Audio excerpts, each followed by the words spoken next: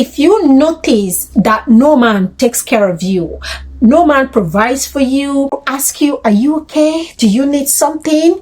Do you want me to come? Do you need help? When you notice that men are not paying attention to you, it's a big sign that your femininity is blocked. Let's look at it. A woman is seen as soft and gentle. So when you keep on exuding a whole lot of I can do it energy, then you pull people away from you. Now, way back, a friend of mine got married. She's the kind of woman, even if you sweep her house, she would undo it. She said she doesn't like when people do things for her, they don't do it well. That she's the kind of person who do her things and she believes how she do it, and she's convinced that she can handle her thing by herself. I said, really? I'm not. Honestly, I always want help. I always feel I can lean. It's okay to lean. But she said, no, she doesn't like it. I said, fine. Then 5 years later, she called me and said she's tired.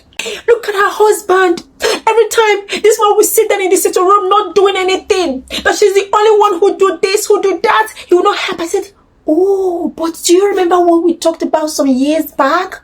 How you made me believe that you don't need anyone to help you, that even if they do it, you need to do it again. Maybe consciously and unconsciously, you must have exhibited those habits and behaviors to your husband, and your husband shrink back.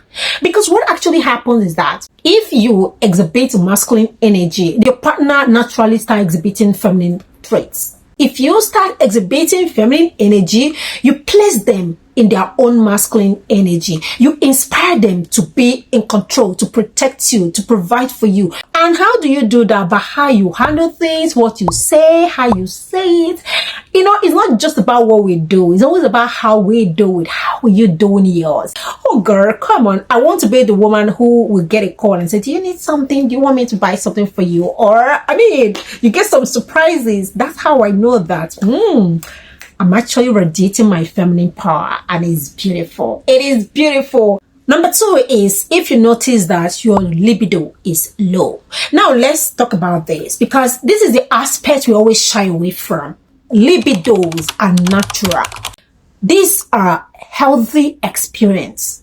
If you are in a relationship and you notice that your own libido has dried up, your vaginal fluid or juice is dried up, it's an indication that you are not connected to the flow of your feminine essence. Your libido is healthy, and anytime you're healthy, everything in your life flows. Now, let's give this as an example. If you are not happy, if you're so much in grief or so much in pain, you know it's hard for you to laugh to comedy.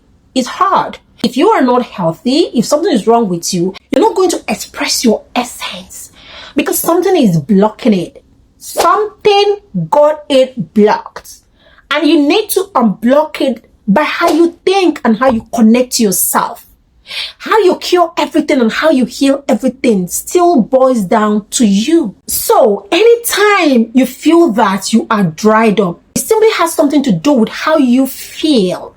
Your feminine energy is about feelings. Maybe you feel unsafe where you are. Maybe you lack trust where you are. There's some feeling that is unaligned. And because these feelings are unaligned, it's affecting your experience. Ask yourself, what exactly is making me feel this way? Who are the people in my life that are making me feel insecure, making me feel unsafe, making me doubt myself?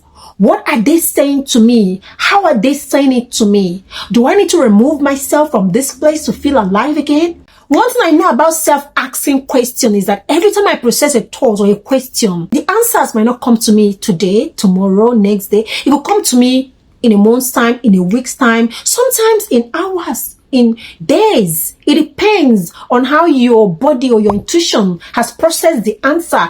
It will just drop into you. You just know the answer. You just knew that this is the answer. It's a knowing.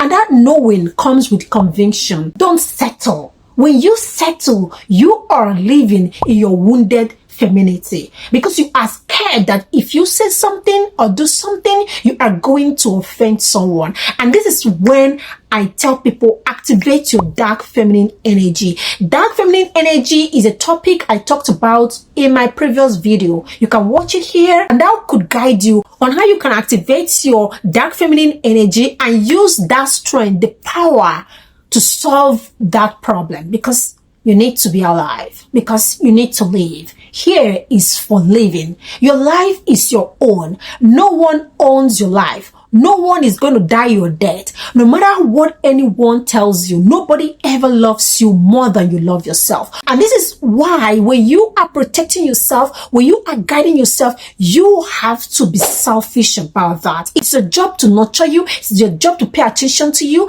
It is your job to put yourself first. There are places you find yourself, you open up, even tear up. You find yourself releasing every chemical that your body needs to perform a magic. They start coming from the mind, from the heart, because consistently, gradually, someone is walking you through the right path. And that's how you start experiencing your healing. Because when you are blocked away from life, you are not existing. Remember, it's not just about how long you live. It is the presence you experience in the life that you live. If you're not well talked to, you start feeling unseen. That's what I'm saying. And gradually, these things start destroying your cells. And gradually, things start changing for you. So you have to learn how to be selfish in a place where you are not well connected to. And you are the person who should write your own handbook. Your own handbook of happiness radiate from your intuition, because everything you need to know is within. When you ask the questions, the answers will come. When you seek, you will find. When you knock, the door will be open. Another sign that proves that your femininity is blocked is when you struggle to make money. Now, let me say this, because this is the problem of all of us. All of us are struggling to make money. All of us are struggling to build businesses, to do things that we like. Your own femininity is blocked because you don't listen to your intuition. You are so scared to move. When you see things, you keep second guessing. You keep saying, do I worth it? Am I worthy? Can I do it? But what it should be is that you step out, show up, and try it. Even if it didn't work, it's okay. But you've got your lesson, you've experienced it. At least you can tell how it is. I know I have friends who will tell me they want to be on social media, but they don't know how to talk. They don't know what to say. They are thinking what people will think. What's my business with social validation? Say what you want to say. That's your cup of tea. All of us are drinking our own cup of tea, and all of us have our own issues. I leave you to solve your own puzzle. So leave me to solve my own puzzle. So when you are always second guessing and you see things you want to do, you are so scared to do it. You are not living in your feminine energy. So really, let's look at it. It's not so much about who hustles more that has the money. If you are in your feminine energy, you can intuitively be inspired to do something that would skyrocket and change your life. Instantly, you can just wake up and get inspired. But the difference between you and the person is that when you get intuitive message, did you recognize it? Even if you recognize it, did you take action? Because action is what separates it. When you take action, when you do something about it, you see miracle happens. If your feminine energy is blocked, you are not self-inspired. Now, self-inspiration is huge, because if you have not known yourself, how do you know when yourself is inspiring yourself? It's up to you to start taking time to differentiate different between when your emotion is talking to you and when your intuition is talking to you.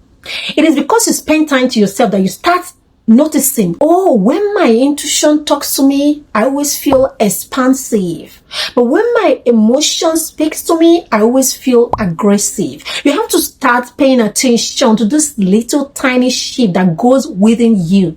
So when your feminine energy is blocked, all of these feelings are dried up. You're not going to feel nothing. You're not going to see nothing. The only thing you know is how to complain, how to pay attention to the negative side. Oh, I'm so ashamed. Oh, look at what they're saying about me. Oh my God, look, can I even do it? You're so much of external validation. You're so much of out, not in. I'm talking about when you are living an authentic life, and the handbook is your conscience, the handbook is your intuition, the handbook is your heart. That's what I'm talking about. That's what I am talking about. It's you living your life based on the truth of who you are. You don't just live it. You are feeling expansive, even living that life. You are feeling alive. Everyone who comes around you feels in the energy of that experience that you have. It's like a tree planted by the riverside.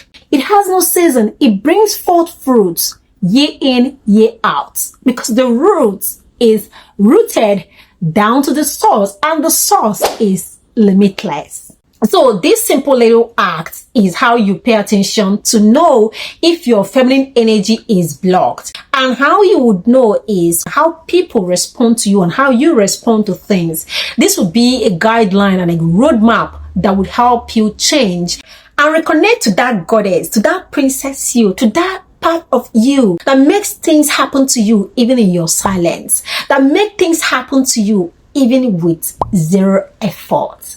Don't forget that you have all the power it takes.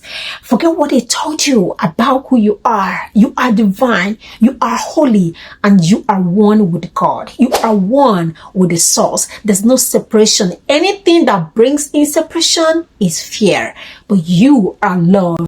If you like this content, why don't you go ahead and click on the like button, subscribe to this channel, share this video, and see you on my next video. Thank you.